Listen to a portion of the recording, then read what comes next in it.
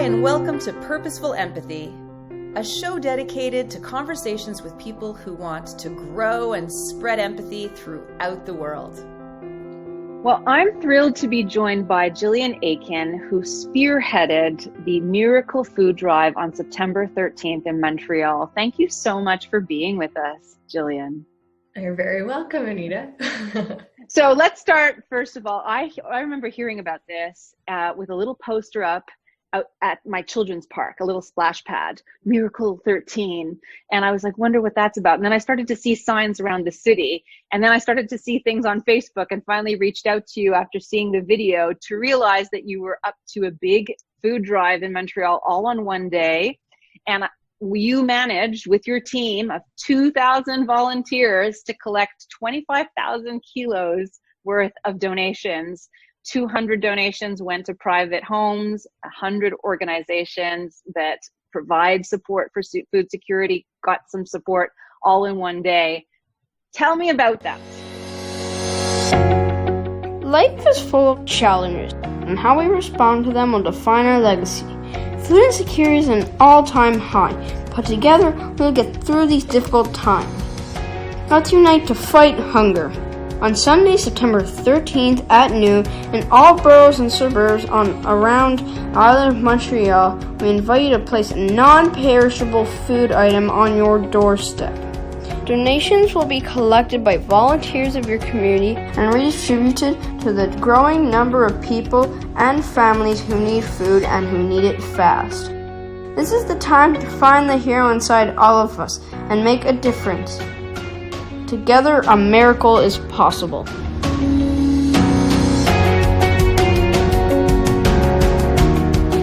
So it was about 2 months in the works, this food drive, and it happened because it was this idea that we asked the entire island of Montreal and Laval and South Shore to on one day donate food outside their homes, and volunteers in their communities would pick it up and give it to those who need it as quick as possible.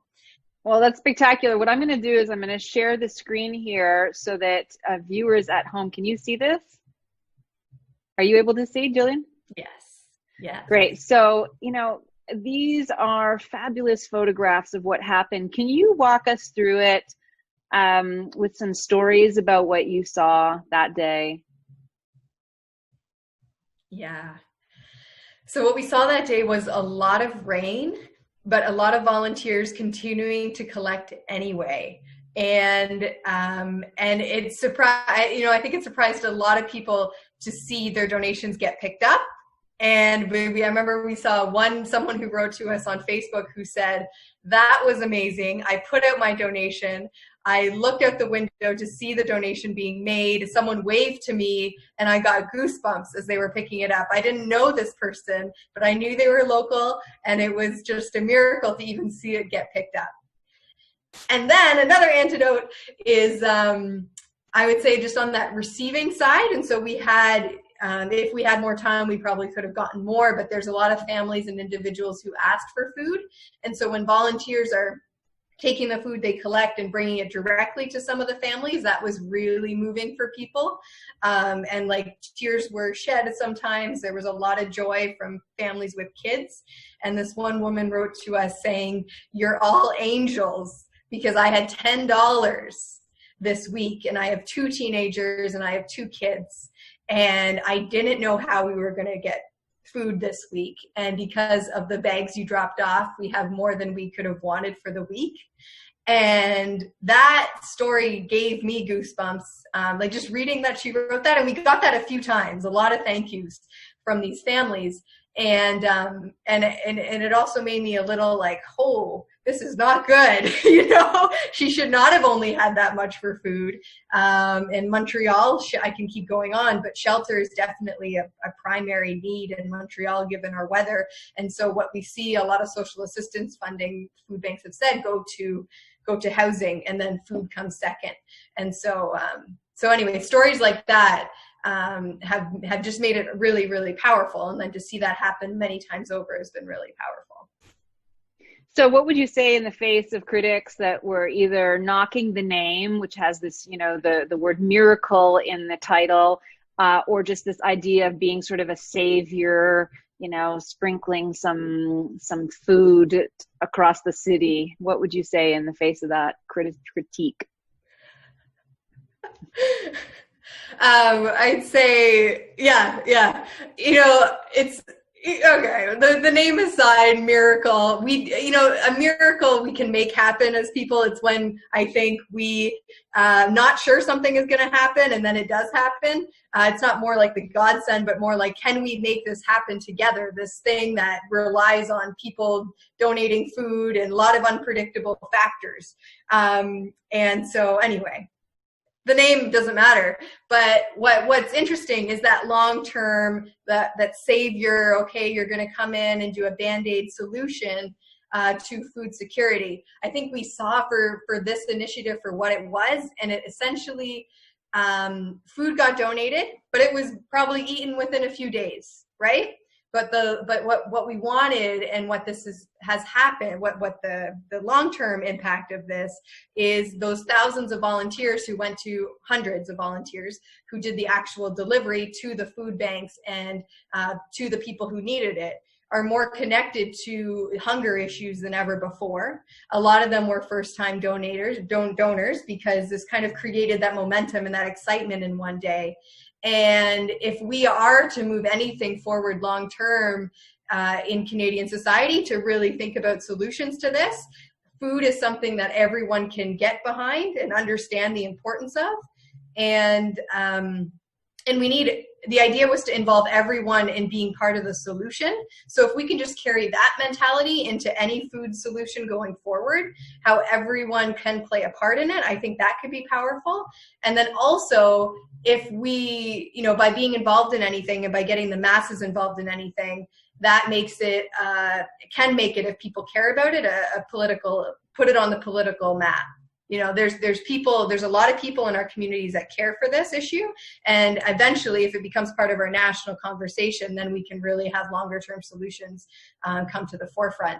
But that has to happen from that, at the individual level, that awareness of the issue.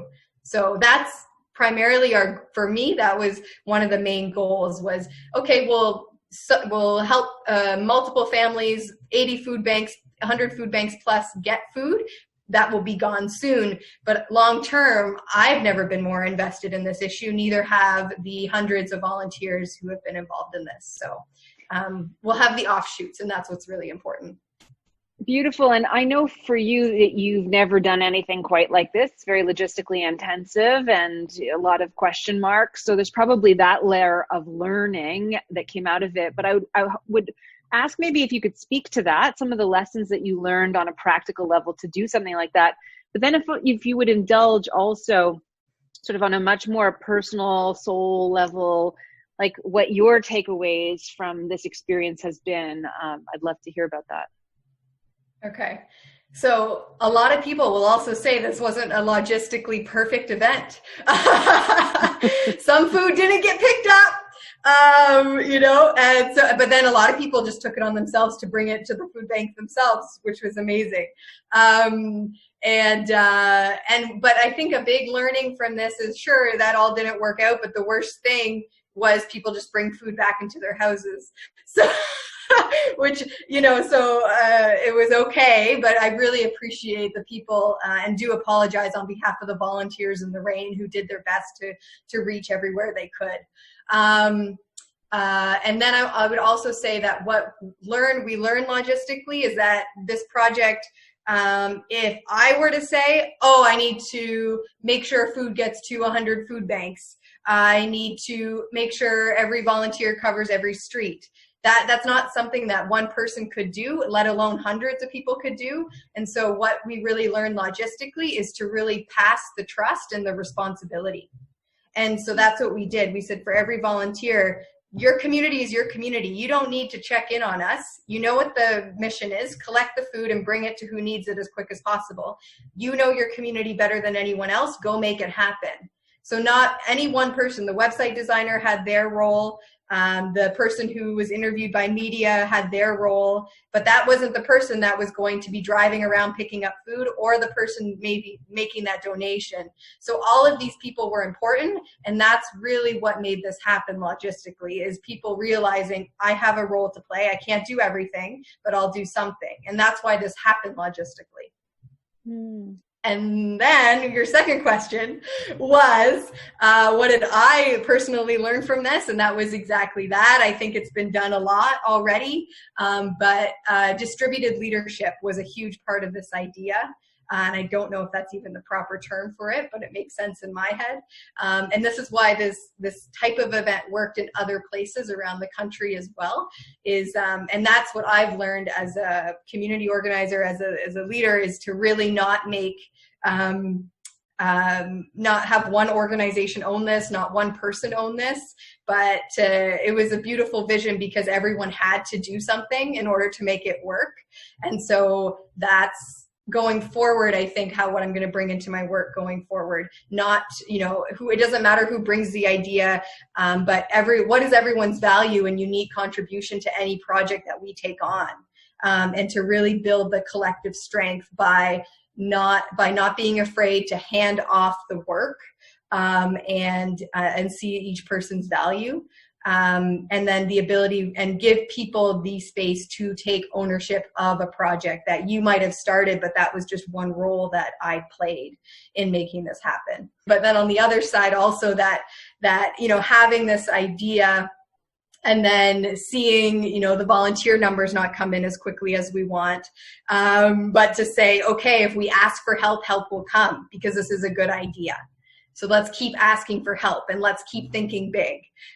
Do I have ideas of how we could have gone bigger, how I could have gotten over myself and asked for more help, and encouraged everyone else to do that? Yes. But I think, that going through the doubt and having the faith that help would come if we asked for it was a huge learning throughout this process. And you've said that this event and putting this event on has changed you and your life. What do you mean by that? So it's changed my life in that I now, I see the potential for, this is an example. Okay. So I'm walking down my street and I see this is a really dark area of the park. It would be really nice if we had more, little lights on the park to light it up. It's La Fontaine. And I was thinking, why isn't that more everywhere? And I think to myself now, oh, well, if I want those lights on those trees, how do I make that happen? And so, sure, I could have been someone, I was inclined to take this project on because I wanted to be useful and I wanted other people to feel like they were doing something during this pandemic. But even just starting this one thing and seeing it through, it's a little bit of that, okay, now what's next? Now what else can be done? Because there's garbage on the street. Okay, well, how do we work together as a community to make that happen? I'm seeing myself think that way, in terms of what I can do to actually make more things happen, which I think happens naturally as you take on different projects like that. So I'm imagining that there are a lot of people watching or listening and are passionate about different things, right? They either are on the front lines at BLM marches or climate justice marches or supporting food insecurity issues during COVID. There's a lot of ways people can get involved. And, you went from somebody who saw a lot of problems to saying, I'm going to step up this time and see what happens. What advice would you give to people who are kind of flirting with the idea of getting more engaged, to push them, nudge them, to make it maybe a little less scary?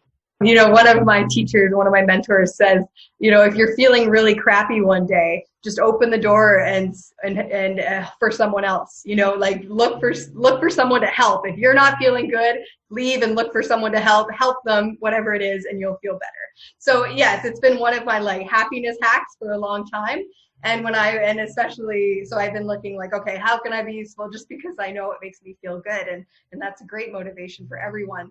And I also think that, having the question, you know, I was thinking about like, okay, I wish I could be doing more during COVID. I also teach meditation and anxiety reducing techniques. That's been beneficial, but okay, I feel like there's something more I can do. The city needs to be taken care of. And then this idea came to me and I thought, well, maybe this could happen. So I think even having the question of what can I do will make you more aware and be looking for those opportunities in the first place. And if he doesn't feel like a quite fit, like I'm not making a contribution here, just keep asking yourself, what more can I do? And you will see something will come across your plate that makes sense for who you are and for your own life experience. So I heard you use the framing being useful, which is really interesting because I teach social entrepreneurship and leadership. And one of the things that we talk a lot about in the class is this idea of having humility and listening to the community when you're trying to do change work. And the wording, the framing of being useful, I think fits very nicely within that philosophy, because it's not you assuming that you have the answers, but it's you making some decisions that, you know, you might have something that you can bring to the table that could be useful in some way. Could you maybe just speak to that a little? Oh, that's interesting. I've been saying that a lot to describe why I did this project, being useful. Interesting. And I think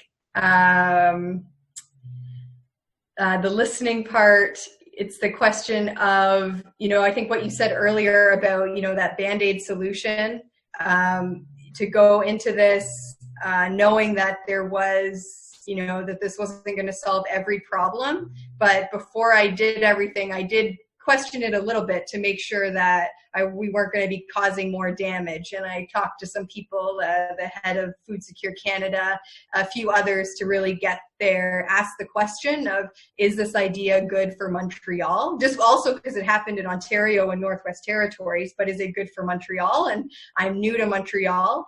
I'm an Anglophone. I'm a certain identity, a certain privilege. And so I definitely tried to ask the question of, is this something we want to do as a city? Do you think it would be something that we want to do? And I just kept hearing yes. But there was that period, I think, of listening, because in order for this to work, meaning in order for it to be the most useful for everyone and for others to feel that's exactly right. Oh, you teach good things. No.